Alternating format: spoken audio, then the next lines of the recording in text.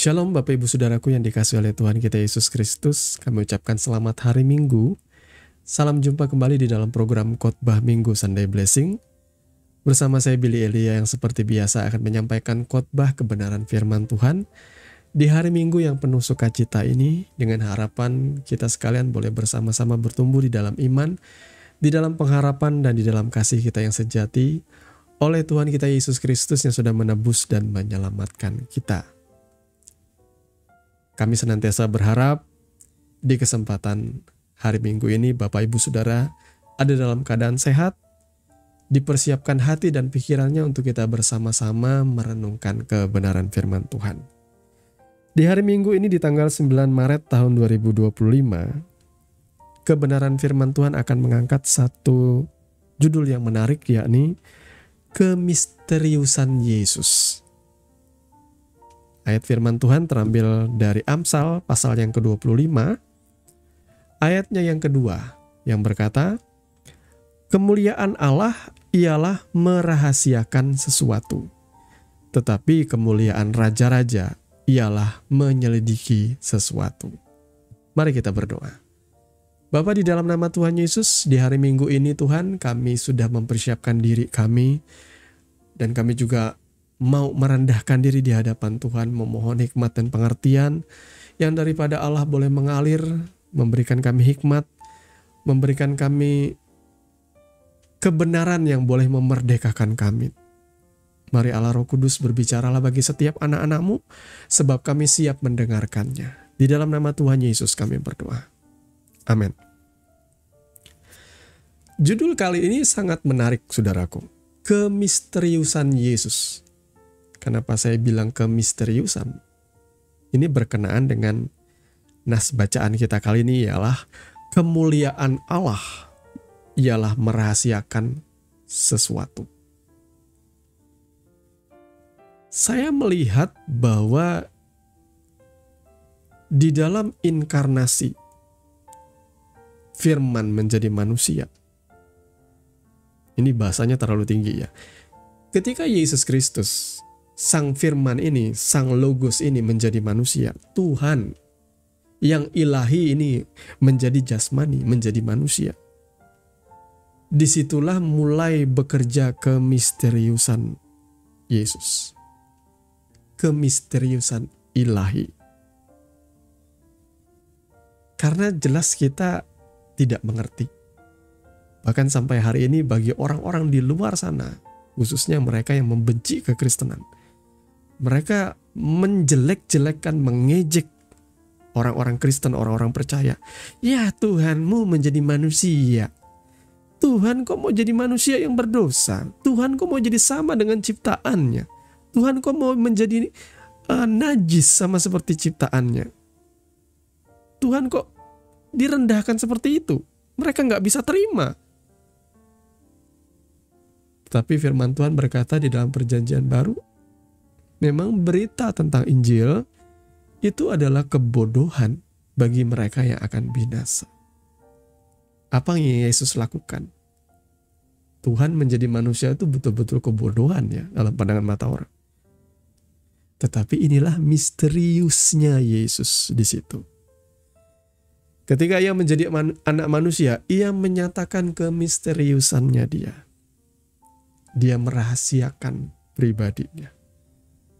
Karena ia betul-betul menjadi manusia. Jadi kalau orang bilang, oh Tuhannya orang Kristen itu manusia ya? Iya betul. 2000 tahun yang lalu ia menjadi manusia. Tapi ia bukan manusia yang kita sembah atau kita tuhankan ya. Jangan dibalik. Yesus adalah Tuhan yang menjadi manusia. Keberadaannya sebagai manusia 100% itu betul adanya. Tapi justru disinilah kemisteriusan Yesus itu jadi menarik, saudaraku. Karena kalau manusia itu dituhankan, kodrat manusia yang jatuh dalam dosa ini itu beda dengan pribadi ilahi, itu beda. Saudaraku, beda. Banyak orang menuntut, di dalam Alkitabnya orang Kristen, di dalam Bible, mana ada ayat Yesus berkata, aku Allah Tuhan. Kalau saudara adalah pengikut setia dari channel ini dan suka mendengar khotbah-khotbah yang saya sampaikan, saudara akan melihat ada begitu banyak ayat yang saya sampaikan mengenai Yesus yang digambarkan oleh Injil, yang digambarkan oleh kitab suci. Dia betul-betul adalah Tuhan. Dia tidak perlu ngomong, akulah Tuhan. Karena kalau dia ngomong kayak gitu, nggak misterius lagi dia. Setuju nggak saudaraku? Hanya manusia biasa yang akan minta pengakuan dari ciptaan seperti itu. Kalau Yesus tidak perlu. Yesus betul-betul setia dengan tagline yang ia sampaikan. Apa itu? Slogan yang pernah ia ucapkan. Ya, maksud saya firman yang ia ucapkan dalam hal ini. Dari buahnya lah kamu akan mengenal mereka. Yesus Kristus itu tidak perlu capek-capek membuat statement, mengaku sana sini ia adalah Tuhan. Justru dengan melakukan seperti itu, ya dia bukan Tuhan. Kalau orang mencari pengakuan, kalau orang mencari afirmasi dari pendengarnya, dari jemaatnya, dia bukan Tuhan bagi saya. Bayangkan ya, ketika Yesus bertemu dengan Yohanes Pembaptis. Lalu Yohanes Pembaptis berkata begini, dia memperkenalkan Yesus. Yesus tidak memperkenalkan diri, tapi Yohanes yang memperkenalkan siapa dia. Yohanes melihat karena dia seorang nabi. Inilah anak domba Allah yang menghapus dosa dunia. Tapi apa yang diperbuat Yesus? Dia tidak membuat sebuah statement apa-apa. Dia tidak perlu mencari perhatian orang. Dia cuma datang mau dibaptis. Tujuannya itu karena dia mau melakukan kehendak Bapa. Sebagai pribadi manusia, dia betul-betul menjadi manusia. Saudara perhatikan di sini, dia betul-betul membatasi dirinya. Saya mau kasih tahu kepada saudara, Kristus tuh bisa loh. Kalau dia mau, dia bisa dalam kemuliaannya. Sudahlah. Manusia-manusia ini bodoh semua. Kalau dia melakukan itu, justru keilahian, ketuhanannya akan direndahkan kalau dia tidak sabar seperti itu ya. Justru Tuhan Yesus itu menunjukkan kesabaran, keilahian yang luar biasa. Dia tidak butuh afirmasi, pengakuan dari orang lain. Ketika Yohanes Pembaptis berkata, lihatlah anak domba Allah yang menghapus dosa dunia. Kalau seandainya Yesus itu cuma manusia, dia akan bilang seperti ini. Hambaku Yohanes, kamu betul sekali. Akulah memang domba Allah yang menghapus dosa manusia. Hai jemaat Tuhan, aku adalah domba Allah yang menghapus dosa dunia. Dengarkan apa yang dikatakan Yohanes Pembaptis. Aku adalah Tuhan, dia akan mulai mengaku dirinya Tuhan. Kalau seandainya ayat firman berkata seperti itu, maka saya bisa yakinkan kepada saudara berarti dia cuma manusia biasa, dia bukan Tuhan. Dia nggak butuh afirmasi seperti itu. Dia cuma datang kepada Yohanes Pembaptis dan dia memberi dirinya dibaptis. Dia tidak berdosa. Karena dia memang lahir dari keturunan perempuan, tetapi dia tidak membawa kodrat Adam yang jatuh dalam dosa. Dia tetap ilahi sifatnya. Dia membawa kelemahan manusia, bisa lapar, bisa ngantuk, dan lain sebagainya, perlu makan minum, tetapi dia tetaplah pribadi, tetaplah roh Allah yang diam di dalam Yesus itu. Saudara ya, tetapi dia membatasi dirinya. Saudara perhatikan di sini. Yesus itu punya kontrol untuk ia membatasi dirinya, untuk dia menahan dirinya dalam segala kesabaran. Makanya di dalam Alkitab itu dikatakan begini, ketika Petrus memotong telinga salah satu prajurit dari imam kepala ya, ketika menangkap Yesus. Yesus memarahi Petrus. Kamu kira aku tidak bisa memanggil 12 pasukan malaikat? 12 legion, 12.000 pasukan dalam sesaat. Itu otoritasnya dia loh. Tapi dia tidak lakukan. Karena ia betul-betul menjaga kemisteriusan dirinya.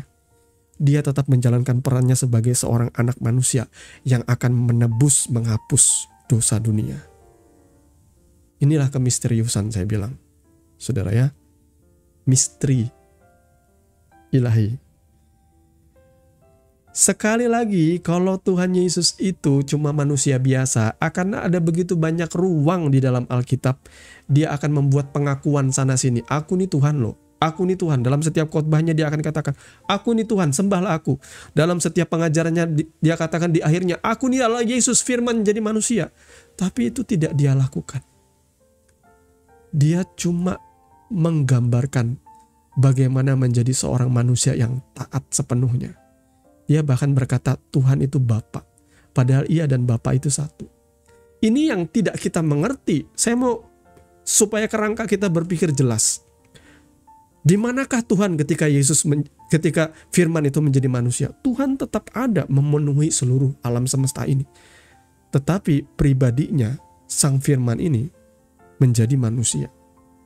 Apakah Tuhan bisa memecah-mecah dirinya? Saya pikir gimana ya menjelaskannya ya? Ketika kita sudah lahir baru, sudah diselamatkan, Yesus berkata, aku akan mengutus rohku diam di dalam engkau. Nah sekarang Roh Kudus itu terpecah-pecah apa tidak? Bagaimana mungkin Roh Kudus itu bisa tinggal dalam saya? Lalu Roh Kudus juga bisa tinggal di dalam diri saudara, atau di dalam diri pastormu, pendetamu, istrimu, papa mamamu. Berarti roh Allah terpecah-pecah dong? Ya enggak. Makanya roh Tuhan itu tidak bisa kita pahami cara kerjanya. Manusia ini baru punya logika merasa diri paling pintar. Tapi Tuhan itu beyond, melampaui akal kita. Namun manusia membatasi Tuhan. Kok Tuhan jadi manusia? Lah, dia Tuhan, dia berhak mau jadi apa saja, terserah dia lah. Dia mau merendahkan dirinya serendah-rendah sampai mati di atas kayu salib. Walaupun dalam pandangan kita nggak benar Tuhan seperti ini, menjadi manusia aja sudah hina, apalagi menyerahkan nyawanya mati di atas kayu salib. Nggak seharusnya Tuhan seperti itu. Itu dalam konsep agama lain ya, tetapi bukan dalam kekristenan. Makanya jangan berusaha memaksa Kristen jadi sama seperti agama lain dong. Karena kitab sucimu, jangan paksakan konsep itu di dalam kekristenan. Kalau di dalam kekristenan, Tuhan memang menjadi manusia dan mati di atas kayu salib. Saya mau ngomong apa? Kita harus membaca kitab jujur apa adanya. Tetapi dia adalah Tuhan. Dan itulah kemisteriusan Tuhan. Dia menjadi manusia. Kenapa dia mau jadi manusia? Kalau bagi orang percaya, orang Kristen tahu. Yang membaca Alkitab dari Perjanjian Lama, apa yang Yesus lakukan itu adalah nubuatan. Pesak atau Paskah itu nubuatan tentang Yesus. Dari mulai kelahirannya, Yesus itu terlahir sebagai anak domba. Hanya anak domba yang lahir di kandang domba, betul? Baca Alkitab saudara, di mana Yesus dilahirkan? Di menara Migdal Eder. Itu adalah tempat di mana domba-domba pilihan memang dipersiapkan sebagai korban. Di dalam aturan hukum Taurat sebagai korban penghapus dosa, penebus salah. Yesus lahir di mana? Di dalam rumah? Enggak. Alkitab mencatat dia lahir di dalam kandang domba, di dalam palungan. Maka ketika Yohanes Pembaptis melihat dia, inilah anak domba Allah yang menghapus dosa dunia. Betul, itulah kemisteriusan Tuhan. Dia menjadi anak domba Allah. Sudah dinubuatkan dari ribuan tahun yang lalu. Bahkan dari penciptaan, mana nubuatannya? Maksudnya dari kejatuhan manusia, di mana nubuatannya? Kejadian. Ketika Adam dan Hawa membuat pakaian dari dedaunan, Tuhan lalu mempersiapkan baju dari kain binatang. Dan sebelum menjadi kain binatang itu maka harus ada korban. Itu ada yang darah tertumpah. Jadi hanya korban yang bisa mengampuni dosa. Dan itu nubuatannya sudah ada dari Perjanjian Lama. Kenapa orang Kristen pakai kitab Yahudi? Pakai Tanakh Ibrani? Lah memang itu tidak terputus perjanjian Tuhan dari awal. Dari Kejadian sampai dengan kitab Perjanjian Baru itu tidak terputus. Misi penyelamatan Tuhan Sang Mesias itu diceritakan. Saudaraku ya, orang Yahudi menolak Yesus. Nah siapa bilang murid-murid Yesus orang Yahudi semua, saudaraku? Makanya jangan bodoh baca Alkitab. Murid-murid Yesus yang pertama, kemudian 70 murid yang kemudian, itu orang Yahudi semua, baru mereka menginjil ke wilayah-wilayah lain. Jadi Bapak Ibu Saudara yang dikasih oleh Tuhan kita Yesus Kristus, Mari kita membaca firman Tuhan jujur apa adanya. Kemuliaan Yesus justru ditunjukkan dengan betapa luar biasanya belas kasihannya. Dia tidak perlu menggembar-gemborkan ketuhanannya dia, tapi pribadinya, apa yang ia perbuat, belas kasihannya. Bagi saya ketika saya membaca apa yang Yesus ucapkan, apa yang ia lakukan, bagaimana ia tergerak dengan belas kasihan, bagaimana ia menyembuhkan orang. Bagi saya, kisah tentang Yesus justru mencerminkan pribadi satu ini, Tuhan. Saya jadi memahami Tuhan itu seperti ini ternyata ya. Yesus itu tidak kelihatan. Yesus berkata sendiri, Bapa itu tidak kelihatan, tetapi Sang Anak itu menunjukkan Bapa itu di hadapan engkau. Jadi ketika engkau melihat anak, engkau sedang melihat Bapa. Betul nggak? Nggak ada seorang pun yang pernah melihat Tuhan dan tetap hidup. Itu dalam pandangan orang Yahudi. Kalau ada orang yang bisa memandang Tuhan face to face, dia pasti mati. Karena kemuliaan Tuhan begitu luar biasa. Tidak ada seorang pun yang bisa memandang Tuhan. Bahkan Musa yang dikata luar biasa pemimpin bangsa Israel itu, dari keturunan suku Lewi. Ya, Musa itu keturunan Lewi ya, orang Yahudi Musa itu saudara ya, bukan keturunan Arab. Dia adalah pemimpin besar. Pemimpin besar itu aja, Tuhan cuma tunjukin punggungnya aja, bukan wajahnya. Tunjukkan kemuliaanmu. Lalu Tuhan lewat di depan Musa dalam kemuliaannya. Dan Musa hanya bisa melihat punggungnya. Saya tidak tahu seperti apa punggung Tuhan, saudara ya. Tetapi di sini kita lihat, Bapak Ibu Saudaraku yang dikasihi oleh Tuhan kita Yesus Kristus.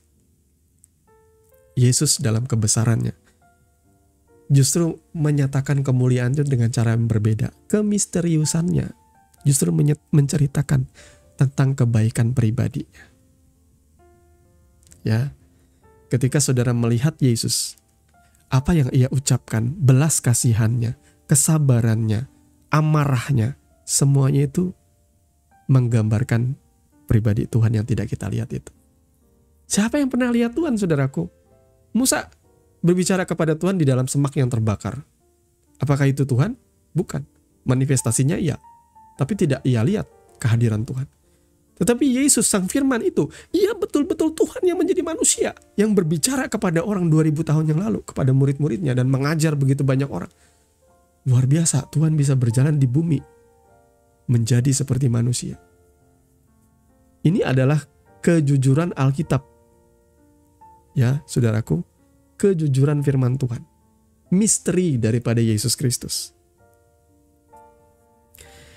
Beberapa waktu kemarin ya, saya pernah melihat ada beberapa film-film pendek ya. Film-film pendek yang di Instagram ya. Saudara tentu pernah tidak sengaja melihat ada film-film Mandarin. Buatan orang Cina ya. Film-film dengan bahasa Cina seperti itu. Tetapi ada terjemahannya. Yang menceritakan tentang kebanyakan itu ya, tentang seorang kaya, seorang yang sangat kaya raya, yang punya perusahaan multinasional. Tetapi ia sengaja merendahkan dirinya karena ia akan menikah dengan seorang wanita biasa seperti itu. Dari salah satu keluarga yang juga biasa. Dia mau menikahi salah satu perempuan ini, jadi dia menjadi orang biasa.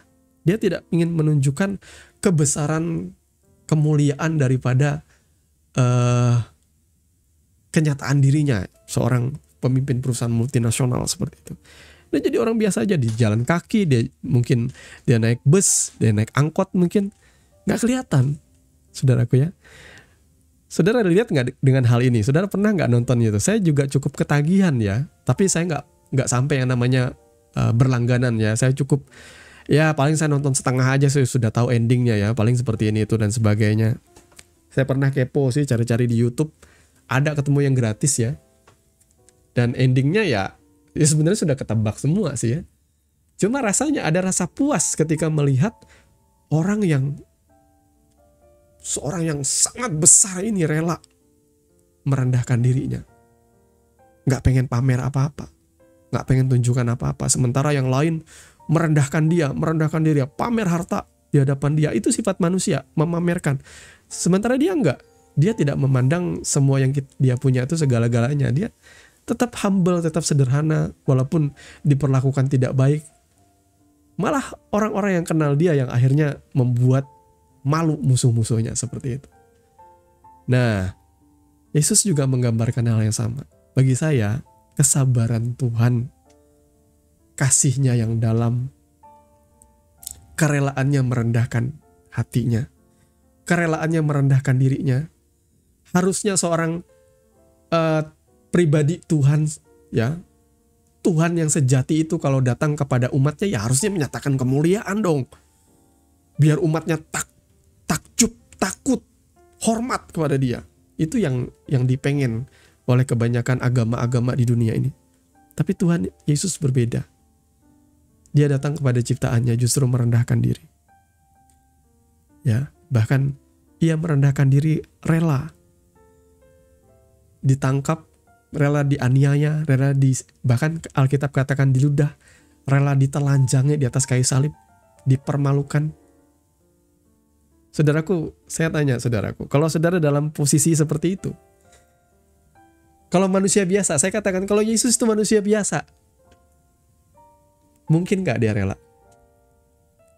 Justru saudara lihat kebesaran kemuliaan kasih-Nya, bukan? Dari kerelaannya itu. Kalau dia manusia biasa, dia gak mungkin melakukan itu, saudaraku. Rela mati bagi manusia. Yang dimana kerelaannya untuk menanggung dosa manusia. Yang berbuat salah manusia, yang berbuat jahat manusia. Kenapa Tuhan yang tidak bersalah yang harus menjadi korban penghapus pelanggaran? Jangan kira Yesus itu mau sebenarnya. Dia juga sempat mengutarakan di Taman Getsemani, kalau sekiranya mungkin biarlah cawan ini berlalu daripadaku, tapi bukan kehendakku, melainkan kehendakmu. Karena hati Yesus itu adalah hati Bapa yang mengasihi dunia ini. Karena ini satu-satunya jalan manusia bisa diselamatkan. Kalau Yesus itu cuma manusia biasa, dia akan marah-marah di atas kayu salib. Wah, kalian jemaat kurang ajar, kalian manusia kurang ajar, berani-beraninya menyalib aku ini Tuhan. Kalau dia manusia biasa ya kayak gitu responnya, saudaraku. Berani-beraninya kamu menampar aku, berani-beraninya kamu meludah aku. Aku panggil nih 12 pasukan malaikat, membunuh, membantai kalian semua. Kalau dia adalah Tuhan yang seperti diajarkan kitab suci yang lain, maka seperti itu. Tetapi dia bukan Tuhan yang seperti itu. Dia rela. Dia tidak membalas caci maki dengan caci maki. Itu dinubuatkan oleh Yeremia. Dia rela. Dia seperti domba yang dibawa ke dalam pembantaian. Tidak ada perlawanan. Ya, dia seperti Ishak. Dia bukan Ismail ya, dia Ishak. Karena anak perjanjian itu Ishak, bukan Ismail. Dia seperti Ishak yang dibawa oleh Abraham ke atas bukit Moria. Tidak ada perlawanan. Kalau seandainya dia mau melawan, dia bisa. Bapaknya sudah tua kok. Ishak tuh sudah cukup besar sampai sanggup memikul kayu bakar itu. Dia sudah cukup besar. Dia bisa melawan bapaknya. Tapi dia taat. Ketika dia diikat di atas mezbah korban persembahan itu, dia taat. Dia percaya kepada Abraham. Seperti itu Yesus. Taat. Dia merelakan dirinya. Justru kerelaan itu mencerminkan kemisteriusan Tuhan. Kerelaannya mati di atas kayu salib justru mencerminkan betapa panjang, betapa besar, betapa luasnya kasih Tuhan kepada setiap kita. Bagaimana mungkin saudara bisa meragukan kasih-Nya? Hari ini siapa yang merasa tidak dikasihi? Siapa yang merasa ditinggalkan? Siapa yang merasa dibully? Siapa merasa dirinya tidak sempurna, cacat dan lain sebagainya? Engkau merasa dirimu tidak dikasihi? Sadarilah bahwa Tuhan mengasihi engkau. Dan Dia sudah menyerahkan nyawanya bagi engkau. Kalau nyawanya saja tidak Ia sayangkan ketika engkau hidup di dalam dosa, jangan lagi engkau merasa bahwa engkau tidak dikasihi. Curahkanlah isi hatimu kepada Tuhan. Buka hatimu lebar-lebar Buka mulutmu dan akuilah, aku butuh Engkau Yesus Kristus. Aku membuka hatiku kepadamu Tuhan. Penuhi hatiku dengan kasih-Mu. Dan saya percaya saat saudara membuka hati dan mulut saudara mengakui membutuhkan Dia, maka saudara akan menerima kasih Tuhan, keselamatan yang daripada Tuhan. Ia akan memenuhi hati dan pikiranmu dengan damai sejahtera yang tidak pernah engkau dapatkan di dunia ini. Engkau mungkin pernah senang-senang kumpul dengan teman-teman, nongkrong di diskotik, di klub. Engkau mabuk-mabukan dan engkau pikir itu surga dunia. Saya tidak pernah merasakan damai yang sejati ketika saya menikmati kasih setia Tuhan dalam hati dan pikiran saya. Maka Bapak Ibu Saudara yang dikasihi oleh Tuhan kita Yesus Kristus, pahamilah bahwa kenyataan Yesus Kristus adalah Tuhan yang menjadi manusia. Itu tidak bisa dipungkiri. Tapi kemisteriusan pekerjaan Allah melalui Yesus Kristus itu justru mencerminkan Dia adalah Tuhan. Kemuliaan daripada Allah merahasiakan sesuatu. Tapi kemuliaan raja-raja ialah menyelidiki sesuatu. Kalau kita dengan sungguh menyelidiki firman Tuhan, maka kita akan menemukan jawaban. Saya tidak mau mendengar apa yang dikatakan oleh apologet non-Kristen yang berkata mengomentari Injil, Bible, mereka komentari ini itu. Saya bahkan malu ketika mereka memaparkan kebenaran firman Tuhan. Ini bukan keluar dari hati orang yang mau belajar tentang Tuhan.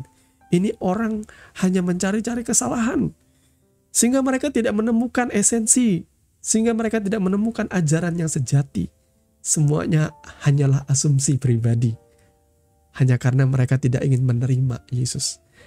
Saya mau katakan, kalau saudara mau membuka hati saudara sungguh-sungguh kepada Tuhan, Kristus, Roh Kudus akan menjadi kunci menuju kebenaran yang sejati. Buka hatimu lebar-lebar saudaraku. Dan saat ini saya mau berdoa bagi saudara. Mari saya mau mengajak saudara, kita sekalian mengarahkan hati kepada Tuhan. Bapa, di dalam nama Tuhan Yesus, mari Engkau memandang setiap kami yang datang kepadamu dengan kerendahan hati. Sebagaimana Engkau menunjukkan cara hidup sebagai anak manusia yang dipenuhi oleh Roh Kudus, yang berjalan dalam kehendak Bapa dan melakukannya dengan setia. Demikian juga kami anak-anak-Mu Tuhan, membuka hati dan hidup kami. Tuhan, penuhi hati kami dengan kasih-Mu, penuhi pikiran kami dengan firman-Mu. Biarlah kami berjalan bersama Tuhan untuk mengerjakan perkara-perkara yang ajaib, untuk menyelesaikan segala tugas tanggung jawab kami, baik dalam rumah tangga, baik dalam pekerjaan, baik dalam usaha, baik dalam kehidupan bersosialisasi dimanapun kami ditempatkan. Kami boleh menyatakan kemuliaan Tuhan, pribadi Tuhan, kebaikan dan belas kasihan Tuhan dalam hidup kami. Ampuni apabila kami salah mencerminkan pribadi yang justru pribadi diri kami yang jahat. Ampuni kami Tuhan. Kami mungkin banyak kali menjadi batu sandungan. Kami banyak kali berbuat dosa yang mempermalukan Tuhan. Tapi biarlah saat ini Tuhan, kami datang kembali kepadamu dan mengakui pelanggaran kami. Ampuni kami Tuhan, ampuni kami Yesus. Kami mungkin di antara kami ada yang menghujat Engkau, ada yang merendahkan Engkau, ada yang tidak percaya kepadamu. Biar ini menjadi sebuah kesempatan bagi kami datang kepada Tuhan dan membuka hati kami selebar-lebarnya. Tuhan, ampuni kami. Aku mengakui Engkau adalah Tuhan dan Juru Selamat yang sejati. Penuhi hatiku, penuhi pikiranku, penuhi hidupku dengan kasih setia-Mu Tuhan. Dan selamatkan aku. Tebus belas kasihani aku Tuhan. Aku membutuhkan Engkau dalam hidup kami. Terima kasih Bapa, terima kasih Tuhan Yesus. Kami percaya berkat, damai sejahtera dan sukacita berlimpah dalam setiap kehidupan jemaat-Mu.